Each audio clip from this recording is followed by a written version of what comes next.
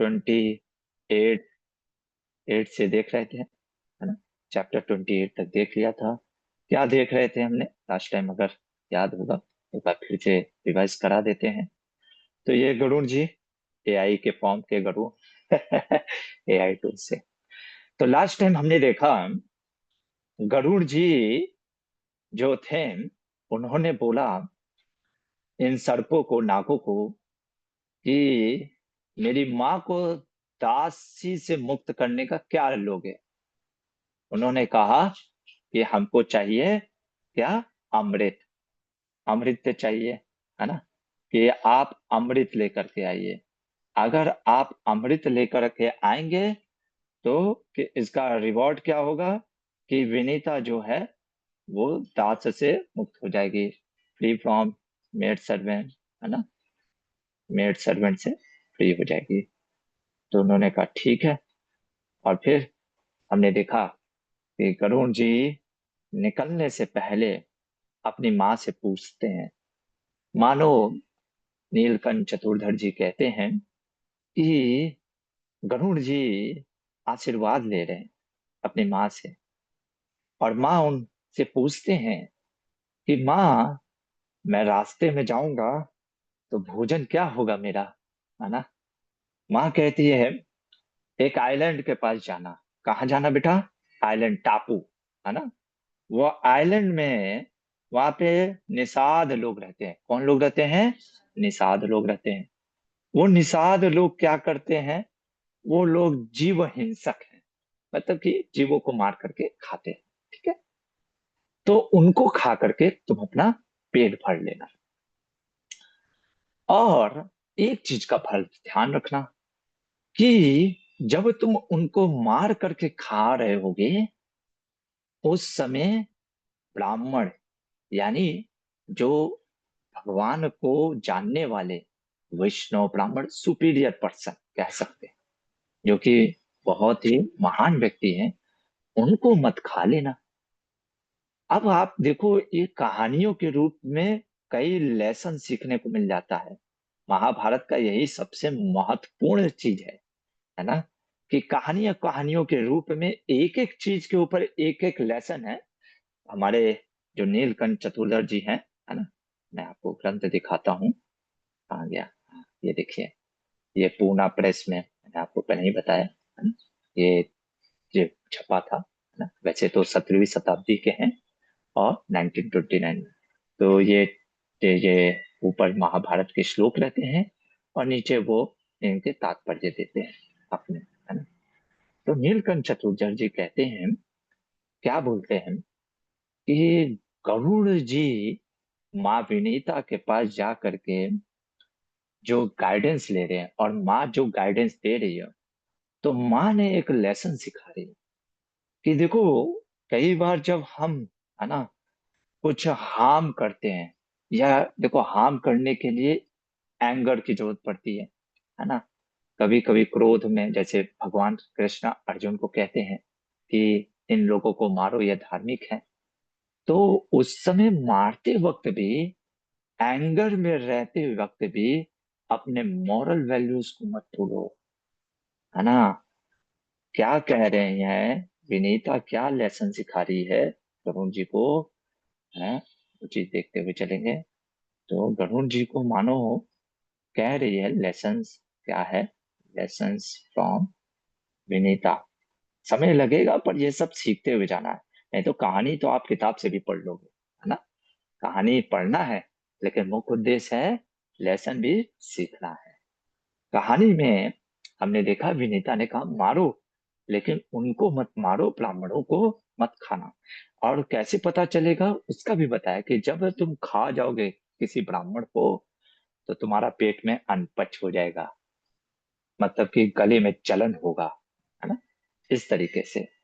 तो कहानी कहने का अर्थ क्या है, जब आप एंगर में होते हो, क्रोध में होते हो ना, एंगर में, है ना, तो या आप अपना पावर शो कर रहे हो, ज्यादातर मैं ये लिखूंगा, जब आप शोइंग द पावर, जब आप अपना पावर दिखाते हो ना, उस समय भी अपने मॉरल इंटीग्रिटी को बना के रखना चाहिए। ये बहुत इंपॉर्टेंट चीज है। है ना। क्यों? और अगर इसको मॉरल इंटीग्रिटी मतलब नैतिकता, है ना, देखो महाभारत नीति शास्त्र धर्म शास्त्र सारे चीजों का ज्ञान देता है, तो मॉरल इंटीग्रिटी बना कर रखना चाहिए, है ना। ये चीज हमको समझना चाहिए, जो एथिकल प्रिंसिपल है ना, उसको मेंटेन करके रखना चाहिए। तो यहाँ तक ये हुआ। अब जब करुण जी प्रणाम करते हैं अपनी माँ को और कहते हैं मैं चलता हूँ, माँ कहती है बेटा मैं तुमको आशीर्वाद देती हूँ। क्या आशीर्वाद देती हैं? करुण की माँ कहती हैं विनीता कि बेटा तुम्हारे पंखों की रक्षा, है ना, तुम्हारे तुम्हारे शरीर की रक्षा मारुत, सूर्य, सोम, अग्नि, वसु, ऐसे करके वो पूरा यहाँ पे श्लोक आता है कि वो तुम्हारी सेफ्टी दे। अब क्यों ये गरुड़ जी को माँ ऐसे आशीर्वाद दे रही है? नीलकंठ चतुर्धर जी कहते हैं, देखिए आपके श्लोक आपके सामने मैं देख पढ़ रहा हूँ, जरा ध्यान से सुनिएगा, बहुत सुंदर चीज बोलते हैं। विप्रकृता वश्यता, जिंदगी में कभी कभी अच्छे कार्यों के लिए जा रहे हो, ऐसा मत सोचो कि विपत्ति नहीं आएगी। अरे प्रभु जी हम तो भगवान के लिए कार्य के लिए निकले थे, फिर क्यों जीवन में विपत्ति आएगी? ये प्रकृति ही ऐसा है ना। पहला चीज, यह स्थिति पाठे आसीना, है ना, तो अनिष्टम निर्विघ्नम यथा स्यात् यथा, है ना, अनिष्टम, है ना? तो क्या कह रहे हैं? मानो विनीता जो थी उसकी माँ एक ब्लेसिंग दे रही है गुरुओं को कि जब हम कोई बहुत बड़े कार्य के लिए निकलते हैं, इम्पोर्टेंस, तो उस समय हमें सीख करना चाहिए ब्लेसिंग लिखो, कॉपी में लिखते रहो, है ना? ये सब बहुत इंपॉर्टेंट चीज है, ये आशीर्वाद लेना चाहिए। जैसे अभी जस्ट मैं मायापुर से आया, मायापुर में एक जगह है जहाँ पे उनके गुरु शिला भक्ति सिद्धांत सरस्वती ठाकुर हमारे प्रभुपाद जी के गुरु का समाधि स्थल है ना। उसको मासी बाड़ी कहते हैं बंगाला में, है ना। अपना ये प्रभु समझ गया होगा, मौसी का घर, है ना। चैतन्य महाप्रभु का मौसी का घर है, वहीं पे समाधि स्थल है। हमारे प्रभुपाद जी जब निकले थे 1969 में, कलकत्ता से उनका जलदूत था। बीच बीच में माँ प्रभुपाद की भी कहानी बताता चलूंगा, है ना, क्योंकि जो भी आज हम हैं वो प्रभुपाद की कृपा से है ना। तो प्रभुपाद जी वहां पे आशीर्वाद लेने जाते हैं अपने गुरु से, वही मासिक बारी में। तो मैं निकल रहा हूँ पाश्चात्य देश में प्रचार करने के लिए 1965 में। फिर वहां से वो जब चलते हैं, आप जब जाओगे तो रास्ते में एक शांतिपुर पड़ता है, जहाँ की हमारे अद्वैत आचार्य, वो अद्वैत आचार्य जो महाप्रभु को प्रकट किए, बहुत से लोग नहीं जानते होंगे, बस आप सुन लीजिए कहानी, ठीक है। कहानी का उद्देश्य यही है, कोई भी बड़ा कार्य करने से पहले किसी बड़े का आशीर्वाद ब्लेसिंग खास करके अपने गुरुजनों, माँ भी गुरु के समान है, उनका आशीर्वाद लिया जाता है। तब हम उस विपत्ति से, अनिष्टताओं से बचते हैं। तो गरुड़ जी को विनीता ने ब्लेसिंग दिया। अब गरुड़ जी उड़ गए और उड़ करके पहुंचे कहाँ? वहीं निषाद के उस आइलैंड में। अब पहुंच करके बहुत जोरों से पहला क्या किया, एकदम विशाल तो है ही, देखिए है ना, बहुत विशाल है गरुड़ जी, इतने विशाल है, मतलब समझिए उस समुद्र को पीने तक की क्षमता रखते हैं, इतने पावरफुल है ना, बहुत विशाल है।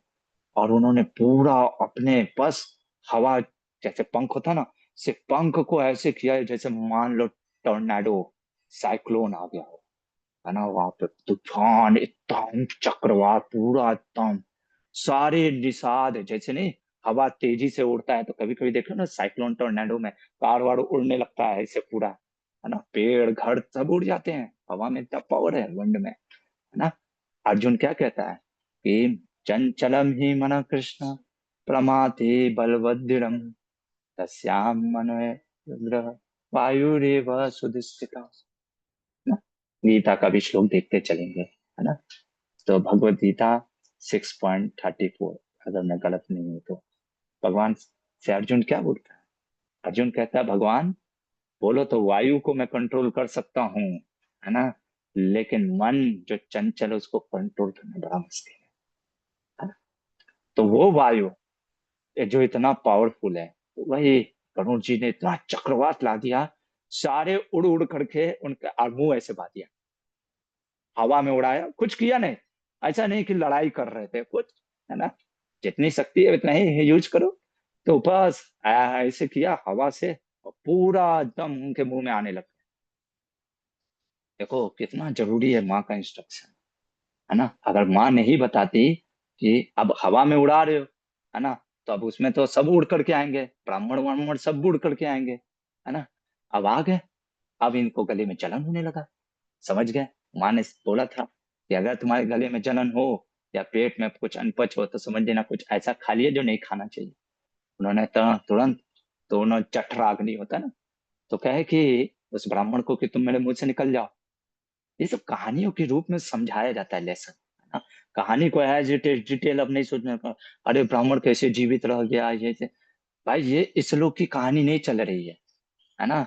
ये जो उड़ करके गए हैं ये टापू, ये मेरू पर्वत पे सब चल रहा है, यानी क्योंकि अमृत थोड़ी ना यहाँ पे है, वो तो स्वर्ग लोक में है ना। तो इसलिए वो इतना अपना नहीं बुद्धि लगाने लगना चाहिए। और एक कैसे ब्राह्मण तो गले में चला गया, बच कैसे गया, है ना, है ना। ये चीजें, अरे तुम ऐसे भी देखोगे पाइथन जो होता है अजगर के मुंह में कभी कभी कोई चीज होता है निकल भी जाता है ना, वैसे। तो वैसे ही गरुड़ जी ने कहा कि निकल जाओ। तो ब्राह्मण निकलने लगा, कहा कि मेरी पत्नी भी रह गई है, क्या उसको भी निकाल दो, है ना। तो ये चीज सीखने को है कि आप जब अपना पावर दिखाते हैं उस समय आप अपना कॉन्शियसनेस, बहुत मुश्किल है। आप जब पावरफुल या एंगर में होते हो ना, क्रोध में आदमी कह देता हम किसी की नहीं सुनेंगे, है ना। कोई बड़ा गुरु भी आके कहता है कि नहीं नहीं शांत हो जाए, नहीं नहीं नहीं नहीं, हम नहीं सुनेंगे, प्रभु जी पहले उसको मारिए, है ना। तो ये चीज हमको समझना बहुत जरूरी है ना, कि अपना एथिकल वैल्यू नेवर, है ना, हमको कभी भी अपना एथिकल वैल्यू छोड़ना नहीं चाहिए लाइफ में, चाहे आप कितने भी पावरफुल हो गए। नहीं तो फिर उसका कॉन्सिक्वेंसेस क्या है। गले में जलन होने का मतलब क्या है।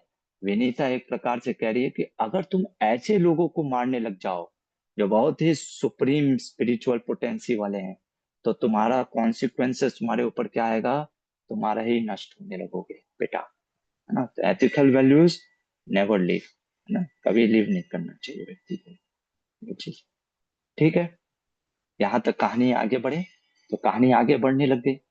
अब करुण जी इन सब को लेकर के खा तो लिए लेकिन पेट भरा नहीं। रास्ते में उड़ते उड़ते अब कश्यप मुनि वहीं पे तपस्या कर रहे थे, इनके पिता कश्यप मुनि जो है देवताओं के भी पिता हैं, बाद में अभी पता चलेगा। तो मुलाकात हो गई करुण जी की कश्यप मुनि अपने पिता से।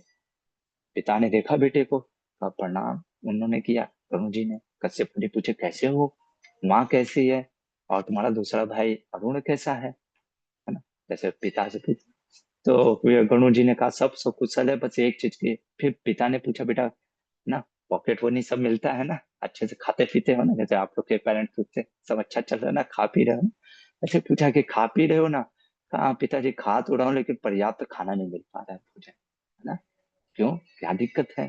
कह रहे हैं कि, कहते हैं गरुण जी कि खा के तो आया हूँ अभी लेकिन पेट भरा नहीं, इतने बड़े थे। कहे अच्छा मैं तुमको उपाय बताता हूँ, लेकर के चलते हैं एक सरोवर के पास। सरोवर का नाम क्या है, हाँ, नहीं बस नाम लिखा है पुण्यदायक सरोवर है, ठीक है, वहीं पे एक सरोवर के पास लेकर के गया। क्या देखा बेटा वो सरोवर है ना, इधर नहीं दिखेगा बस समझो, वो सरोवर दिख रहा है, हाँ, सरोवर मतलब पॉन्ड, वो पॉन्ड को देख रहे हो। अच्छा वो देख रहा है तुमको वो हाथी, हाँ, हाथी नीचे मुंह करके ऐसे सुर से पानी को ऐसे छट छट छट छट कर रहा था, है ना। हाँ हाँ, वो देख लो नीचे, वो हाथी के नीचे क्या है, वो किसको, किसी से लड़ाई कर रहा है, हाँ, कौन है, कछुआ। कछुआ मतलब टॉर्टोइस। ये क्या चल रहा है ना, एक हाथी और कछुआ काहे लड़ाई कर रहे हैं। अब किसी में लड़ाई हो रहा है तो कुछ तो कारण होगा। कहते हैं हाँ बेटा कारण है। अब एलिफेंट और टॉर्टोइस की कहानी बताते हैं, कौन, हमारे कश्यप। क्या कहानी बताते हैं, सुनो, समय है अभी, है ना, इसलिए कहानी बताते हैं चलो। कहानी ये है, कहते हैं बेटा ये दोनों का जो पहले शरीर कितना बड़ा है वो मैं बताता हूँ। तो कहते हैं देखो, एलिफेंट का, हाथी का शरीर कितना बड़ा है? कहते हैं हाथी का शरीर 6 योजन ऊंचा है। 1 योजन मतलब समझते हो, 12 माइल, है ना? पकड़ लो 15 किलोमीटर। अरे प्रभु जी, ये सब क्या ना था। विशाल हाथी है, मतलब कहने का अर्थ है बहुत विशाल हाथी। 6 योजन ऊंचा और 12 योजन लंबा है ना? हाइट है इतना, लंबाई इतना। कछुआ 3 योजन ऊंचा है और 10 योजन गोल है। गोल साइज का होता है ना? ये दोनों एक दूसरे को मारने की इच्छा से युद्ध के लिए मतवाले बने रहते हैं। अरे, दोनों एक दूसरे को जान से मारना चाहते हैं। क्यों? तुम शीघ्र जाकर इन्हीं दोनों का भोजन कर लो। ये दोनों जो मारना चाह रहे हैं एक दूसरे को, आपस में मारना। अच्छा, तो प्रभु मतलब कश्यप जी से पूछता है बनू, मतलब क्यों आपस में क्यों मारना चाहते हो? कहते बेटा, कहानी ये है ना, पूर्व जन्म में ये दोनों भाई थे, सगे भाई थे। तो कहते हैं ये जो कछुआ है ना, ये कछुआ जो है, कछुआ, ये बड़ा भाई था। क्या था? बिग ब्रदर था, बिग बी लिख देता है ना? बिग ब्रदर था। और इसका नाम क्या था बड़े भाई का, जो कछुआ था, उसका नाम था विभावसु। विभावसु था नाम, विभावसु। ओ सॉरी, हिंदी में लिख दिया, सॉरी, इंग्लिश में लिखूंगा, क्योंकि कुछ लोग को हिंदी थोड़ा सा मुश्किल होता है फ्लुएंट, है ना? और जो हाथी है, एलिफेंट है, वो कौन है? वो कहते हैं ये स्मॉल ब्रदर है ना, छोटा, यंगर ब्रदर, यंगर ब्रदर। वो, उसका नाम है सुप्रतीक। सुप्रतीक। अब हुआ क्या, जरा ध्यान से सुनो। सुप्रतीक, विभावसु दोनों साथ में रहते थे। अब छोटा भाई बहुत इंटेलिजेंट था, अच्छा सा पैसा कमा लेता था। तो उसको लगता था मैं बड़े भाई के साथ क्यों रहूं, है ना? इनका भी खर्चा वर्चा उठाना पड़ता है। और विवाह वसु थोड़ा सा क्रोधी था, मतलब थोड़ा थोड़ा बात पे क्रोधी हो जाता। तो सुप्रतीक ने कहा कि भैया, ऐसा करते हैं हम दोनों बंटवारा कर लेते हैं, पार्टीशन कर लेते हैं, आप अपना देखो हम अपना देखेंगे, है ना? बड़े भाई ने कहा देखो, कभी कभी हम अच्छा उपदेश देते हैं, लेकिन कभी कभी अच्छा उपदेश के पीछे हमारा भी कुछ उद्देश्य होता है, हमारा इनर डिजायर होता है। तो बातें तो सही बोल रहा था विधवा विवाह वसु, अब जो बोलेंगे कि बेटा, अरे भाई, बंटवारा कभी नहीं करना, क्योंकि जैसे ही बंटवारा करते हो आपस में, हम दोनों अगर आप आपस में बंटवारा कर लेंगे, तो बाहर की तीसरा व्यक्ति फूट डालेगा, भाई भाई में बैर करेगा, अरे आपको इतना ही मिला, तुमको इतना मिल गया। जिंदगी में ये सब चीजें लेसन क्यों है? क्योंकि इसका आगे चल के माँ बाप में कनेक्शन है ना? कि फूट कोई डालेगा तीसरा, कौन?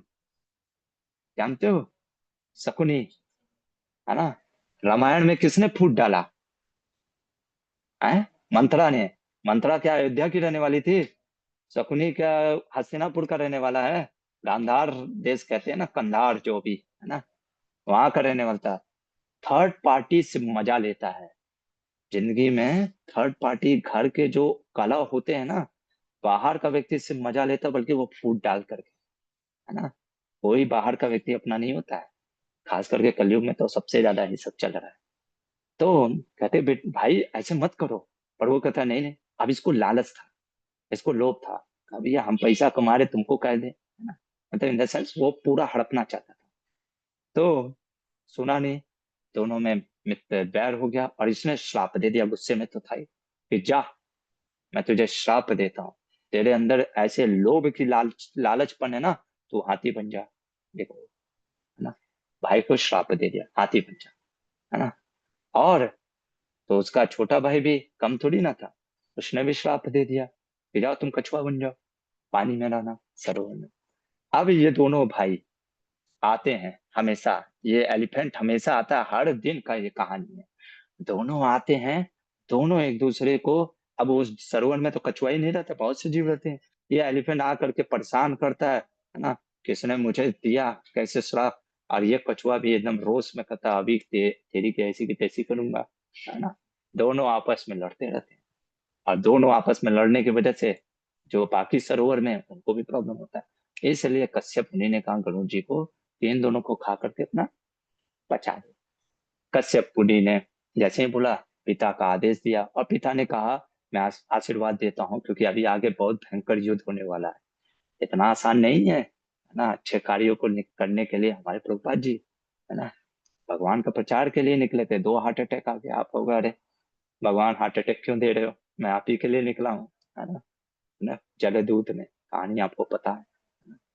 तो आशीर्वाद देते हैं कश्यप मुनि और फिर वहां से निकल करके जैसे पापा ने बोला है, उठाया, दोनों लड़ रहे थे, एक को पकड़ा एक पंजे से, दूसरे को पकड़ा, चल भाई तुम लोग का बहुत हो गया लड़ाई लेकर के उड़ गए। उड़ करके गए कहाँ, एक दूसरे टापू में गए। अ, जगह का नाम है अलम्ब तीर्थ। अलम्ब तीर्थ कभी याद नहीं रहता है ना, तो देखना पड़ता है। अलम्ब तीर्थ पे गए और उस अलम्ब तीर्थ पे ही ये मेरुगिरी है ना, मेरुगिरी, मेरु पर्वत। वहां पे अब इनके हवा से पूरा एकदम पेड़ हिलने लग गए हैं भाई, है ना। तो एक वट वृक्ष, है ना, एक वट वृक्ष था, उसने बोला, एक विशाल बैंयन ट्री था उसी पेड़ पे। उसने कहा गुरु जी आप जरा लैंड इधर कर जाओ, आपकी वजह से बहुत प्रॉब्लम हो रहा है आप अपना एरोप्लेन यहाँ पे लैंड कर जाओ और यहीं पे बैठ करके आराम से अपना भोजन करना, है ना। गरुड़ जी उस वट वृक्ष पे बैठते हैं और जैसे ही भोजन करने जाते हैं कुछ तो होता है।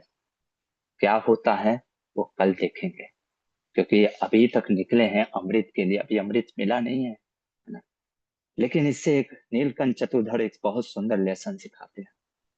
क्या सिखाते हैं, ये जो कहानी हमने देखा ना, सुप्रतीक और विभा वसु भाइयों की लड़ाइयों की, नीलकंठ चतुर्दश जी कहते हैं कि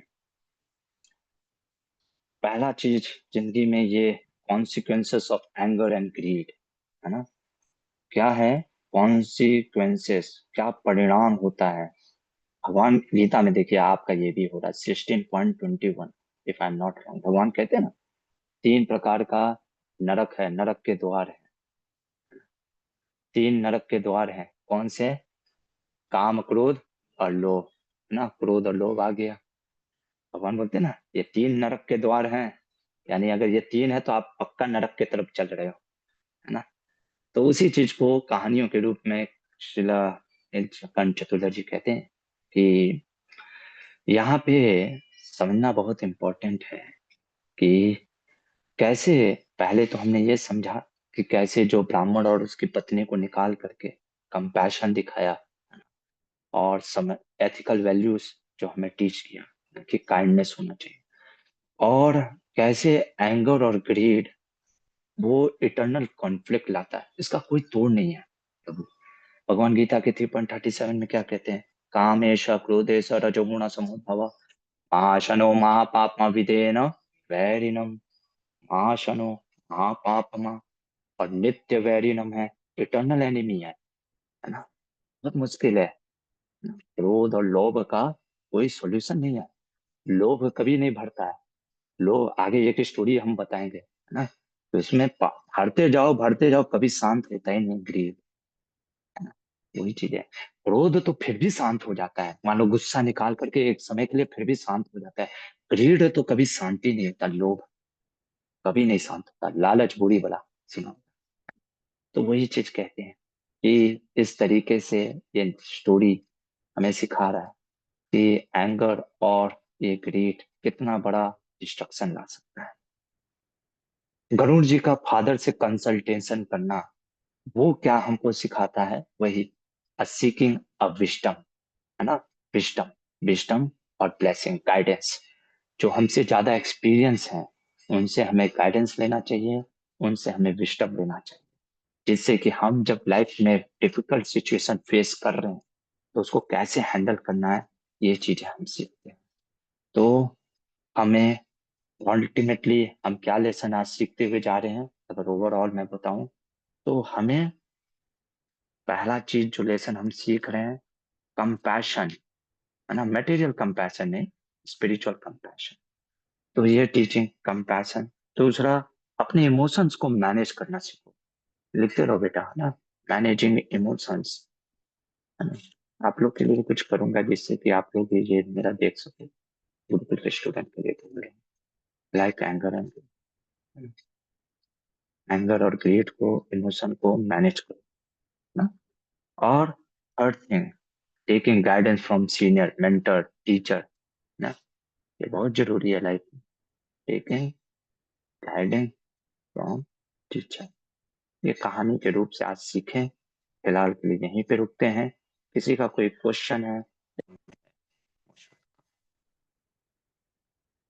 हैंड रेज करिएगा। यदि कोई क्वेश्चन है, कोई नहीं तो फिर रुक जाएंगे। यस भास्कर, हरे कृष्णा प्रभु जी, धन्यवाद। धन्यवाद। प्रभु जी, आपने कहा कि समाज में जो बड़े लोग हैं या जो थोड़ा सिंसियर हैं, उनसे हम लोग को कुछ सीखना भी चाहिए और ब्लेसिंग लेनी चाहिए, कि जिससे हम अपने भविष्य में कुछ किसी के लिए अगर अच्छा कर पाए तो वो हमको उनसे सीखना चाहिए। लेकिन प्रभु जी, आज समाज में हम लोग देखते हैं, जैसे कि हमारी कम्युनिटी की हम सिर्फ बात करेंगे फिलहाल, कि जहाँ हम देखते हैं कि उस पर्टिकुलर पर्सन का करेक्टर भी सही नहीं है और वो रेगुलेटिव प्रिंसिपल्स को भी फॉलो नहीं कर रहा है।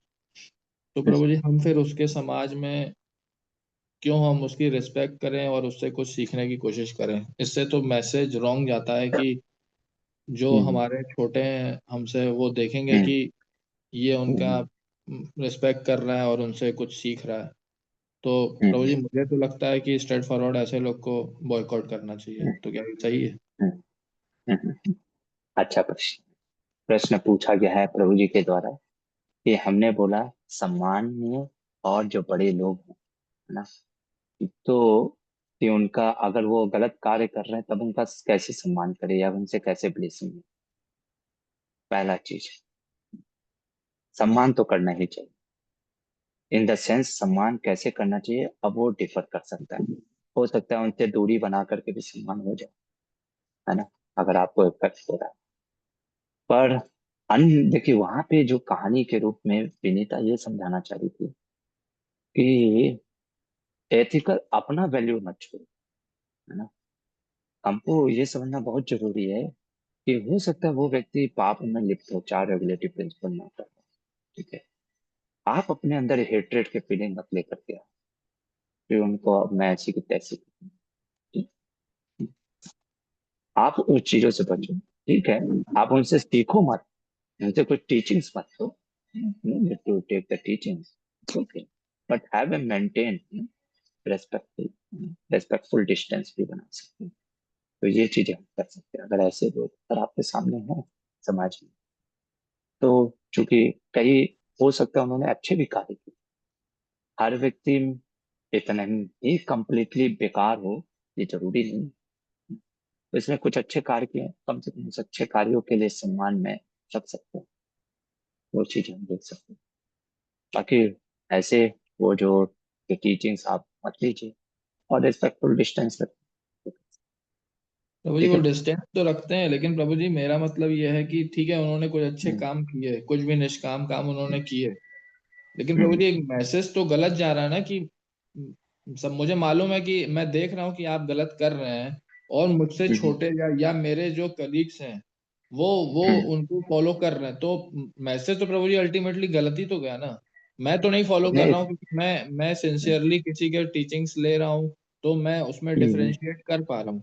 लेकिन जो मेरे साथ के करेक्ट, लोग हैं, जो जो जो हम्म, एसोसिएट नहीं है किसी गुरु या किसी ऐसे चीजों से, तो प्रभु जी जी वो जी तो गलत बिल्कुल, मैसेज जा रहा है ना। बहुत अच्छा चीज है जाना। इसके ऊपर अभी हाल ही में भक्ति सिद्धांत सरस्वती ठाकुर का, मैं जब वहाँ पे यात्रा में यही समझा रहा था लोगों को कि प्रॉब्लम क्या होता है ना, हम बन जाते हैं, आपको नहीं बोल रहा हूँ, वी बिकम द, क्या कि हम देश सुधारक, समाज सुधारक, जगत सुधारक। आपसे कोई पूछने आ रहा है वो प्रभु या वो माता के बारे में, तो आप बोलो कि हाँ देखो उनका थोड़ा सा ये चीजें है, ये टीचिंग है, ऐसा है, आप थोड़ा सा बस करो। बाकी एज ए रिस्पेक्ट करो कि वो सीख, ठीक है ना। अब कोई जा रहा है उधर, ठीक है ना, जाने दो। We have to be detach Prabhu ji, है ना। हम सोचते हैं कि नहीं हम चलेंगे, हम पूरे विश्व को सुधारने निकलेंगे। I can show you the article of भक्ति सिद्धांत सरस्वती, है ना। भक्ति सिद्धांत सरस्वती ठाकुर कहते हैं कि अपने काम से काम रखो, मतलब जैसे कहा, अगर आपकी भाषा में बोले, है ना, आपसे कोई पूछने आ रहा है उस व्यक्ति के बारे में, तो आप बोल सकते हो कि हाँ ठीक है, ये चीजें दिक्कत है, क्योंकि जरूरी नहीं कि आपको जो दिक्कत लग रहा है वो सही में दिक्कत हो भी उस व्यक्ति के साथ, है ना। बहुत ये सब चीजें देखना पड़ेगा, है ना। हो सकता है कि हमारा भी इनर मोटिव कुछ हो, है ना। हम बात को दो का चार बताने में बहुत एक्सपर्ट है आज हम लोग, प्रोपेगेंडा इसको कहते हैं, नैरेटिव। कोई व्यक्ति में हमको दोष दिख रहा है एक, अब उसको हमको गिराना है तो चार चीज, दो एक का तीन कर देंगे, है ना। ये सब हम देखेंगे। सटल अधर्मा, सुग्रीव वाली को मारने के बाद भी, वाली को मरवाने के बाद भी राक्षस बन गया।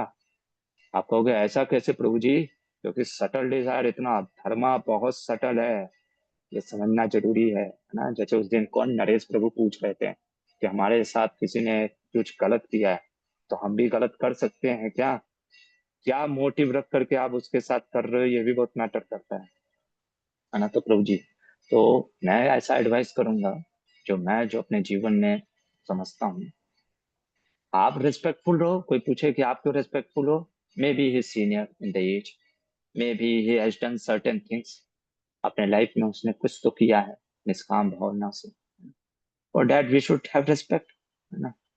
रेस्पेक्ट होना चाहिए। हम महाभारत में देखेंगे कृष्णा रेस्पेक्टफुल थे धृतराष्ट्र के प्रति। अब धृतराष्ट्र एक नंबर का विलन है, जड़ बता दिया है ना। शुरुआत में ही महाभारत के में जड़ बता दिया है व्यास मुनि ने, जड़ है वही पूरे चीज का। पर ऐसा नहीं कि प्रणाम ही नहीं करते थे कृष्ण, हट, नहीं, ये चीज सीखना है हमको। अपना जो एथिकल वैल्यूज है उसको, वो हमारे अंडर में नहीं है कोई, अगर हाँ हमारे अंडर में है कोई, जैसे मेरा स्टूडेंट होते, जैसे ये मेरे गुरुकुल के स्टूडेंट है, जो कुछ गड़बड़ करेंगे तो मैं इनको बताऊंगा। अब बाहर का मोहल्ला का लड़का कुछ गड़बड़ करेगा, मैं सब लेकर के चलता रहूंगा क्या, कि हाँ वो क्यों गड़बड़ कर रहे हो, कैसे कर रहे हो, या ढिंडोरा पीटता रहूंगा, अरे वो बच्चे। हाँ, अपने स्टूडेंट को मैं ये बोलूंगा कि उस लड़के से मत ज्यादा मिले, उसका कैरेक्टर अच्छा है। अब ये मैं थोड़ी ना हर जगह अखबार में प्रिंट कराते रहूंगा, वो फलाने के बच्चे से बच के रहना, समझे प्रभु जी। जी भाई प्रभु जी, वो तो मैं ऐसा ही करता हूँ प्रभु जी। मैं मतलब मैं उनसे पर्टिकुलरली जा करके मतलब उनको हम्म, रिस्पेक्ट भी नहीं देता हूँ। और मुझसे कोई पूछता है हाँ, तो ही मैं बोलता हूँ कि भैया वो ऐसे हैं, बहुत, बाकी आपकी मर्जी है। हाँ बहुत सुंदर, बहुत अच्छा, दैट इज ट्रू। अच्छा अच्छा। थैंक यू प्रभु जी, हरे कृष्ण। अरे, और जो भी चीज किसी को अगर रेफरेंस चाहिए कि प्रभु जी ये आप जो बोल रहे हैं इसका रेफरेंस, जैसे मैंने कहा ये भक्ति सिद्धांत सरस्वती ठाकुर का स्टेटमेंट है, don't be try to become the, एक स्टेटमेंट यूज करते हैं, है ना, कि पूरा जगत सुधारक मत बनो, अपने काम से काम रखो। अगर कोई कुछ चाहिए तो मैं आर्टिकल भी लिख सकता हूँ। I never speak something which is not mentioned by our scriptures or not mentioned by our आचार्य। हमारे पूर्ववर्ती आचार्यों या स्क्रिप्चर्स में नहीं जो मेंशन है, मैं वो नहीं बोलूंगा। अब आपके ऊपर है, आपको अगर श्रद्धा है हमारे आचार्यों पे और शास्त्रों पे तो ठीक है, लीजिए, नहीं तो आपकी इच्छा। हरे कृष्ण। और किसी का कोई क्वेश्चन या कमेंट? हरे ठीक है, फिर समय भी हो गया है। हाँ, कौन बोल रहे हैं? हाँ नरेश ठीक प्रभु बोल। हाँ है। प्रभु, हरे कृष्ण। ये प्रभु जी बता रहे कि आपने से काम अपने रखना है, बट जब कुछ हाँ, अन्याय होता है तो लोग बोल, आप जैसे बता रहे हैं ना कि चुप भी नहीं बैठना हम्म, चाहिए, कि कुछ तो हम्म, हमको करना चाहिए। हम्म, ये तो पाप हमको भी लगता है। बिल्कुल। हम्म। तो तो प्रश्न है प्रभु जी का कि चुप भी नहीं बैठना चाहिए, और आप कहने चुप भी बैठो, कैसे समझे? वही चीज, आप किस पोजीशन में हो। अब जैसे आप पुलिस और आर्मी तो हो नहीं कि चल करके कोई गलत कर रहा है चोर, चलो मार करके काट देते हैं उसको, गोली से मार देते हैं टेररिस्ट को। आपका क्या अधिकार है? आपको बताना है पुलिस को जो आपका अधिकार है, उस अधिकार की सीमा को मत लांघो, है ना। ये सब हम देखने वाले थे, है ना। अधिकार को मत लांघो। चुप बैठने का मतलब यहाँ पे ये है, ये किस कॉन्टेक्स्ट में भक्ति सिद्धांत जैसे उन्होंने पूछा, है ना, चुप बैठे रहो। अब आप सोच रहे हो कि नहीं, अन्याय हो रहा है, वो कितने लोगों को गलत टीच कर रहे होंगे, कितने साधु लोग गलत हैं, कली के चेला बन करके बैठे हैं, आप फिर समाज सुधारक में निकल गए। और मैं आपको एक चीज बता दूं, तो हमारे प्रभुपाद जी कहते हैं ये समाज कभी नहीं सुधरेगा, ये एंडलेस टनल है, आपको जान करके दुख होगा, पर ये सत्य है। क्योंकि ये एंडलेस टनल है। एंडलेस टनल जानते हो, टनल मतलब गुफा, और एंडलेस गुफा, तो कभी अंधेरा खत्म होगा नहीं। इसलिए हमारे प्रभुपाद जी कहते थे, अच्छे से जो लोग आपसे कनेक्ट होकर के जिनको भक्ति दे सकते हो भक्ति दो, जो बच सके उनको बचाओ, और रात को दूध पी करके कृष्णा पुस्तक पिए देख पढ़ करके सो जाओ। अटैच भी रहना है, ये मत सोचो कि इसको वैकुंठ बना देंगे। टॉयलेट को कभी बेडरूम बना सकते हो? कितना भी उसको चमचमा दो वो टॉयलेट ही रहेगा। ये मटेरियल वर्ल्ड है। कहाँ लिखा है? 7.4, है ना। भगवान गीता में कहते हैं ना, प्रकृति अष्टधा भिन्ने प्रकृति अष्टधा। ठीक है प्रभु जी, डिटैच भी रहना है। ये नहीं सोचना है कि पूरा मैं समाज को जगत सुधारक बनूंगा। We are not Jagat Guru. हम अपने आप को सुधार ले, यही बहुत बड़ा चीज है। ओके, ठीक है थैंक यू। प्रभु जी, हरि बोल। और किसी का कोई प्रश्न? ठीक, फिलहाल रुकते हैं, समय भी हो गया। फिर कल मिलते हैं। गणोर जी अब वट वृक्ष पे बैठने जा रहे हैं और भोजन करने जा रहे हैं, है ना। तो अब क्या होता है आगे की कहानी कल देखेंगे।